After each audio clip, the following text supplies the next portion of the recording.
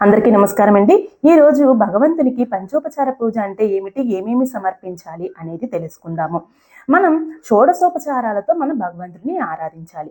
భగవంతునికి షోడశోపచారాలు అంటే 16 ఉపచారాలతో 16 సేవలతో ఆరాధించడానికి మనకు సమయం లేనప్పుడు, ఓపిక లేనప్పుడు సులువుగా ఈ పంచోపచారాలతో మనం భగవంతుడిని ఆరాధించవచ్చు. అయితే ఏంటి ఆ పంచోపచారాలు అని అంటే గంధం, పుష్పం, నైవేద్యం, దీపం, ధూపం. ఇవి పంచోపచారాలు అనమాట.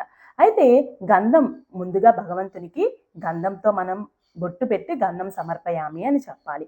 తరువాత పుష్పాన్ని అలంకరించి పుష్పం సమర్పయామి అని చెప్పాలి. పుష్పాలు లేనప్పుడు అక్షింతలను కూడా సమర్పించవచ్చు. తర్వాత దీపం వెలిగించి దీపం సమర్పయామి అని చెప్పాలి.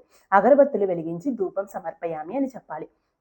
తరువాత నైవేద్యం పెట్టాలి, నైవేద్యం సమర్పయామి అని చెప్పాలి. నీరాజనం ఇవ్వాలి. ఇది పంచోపచార పూజ.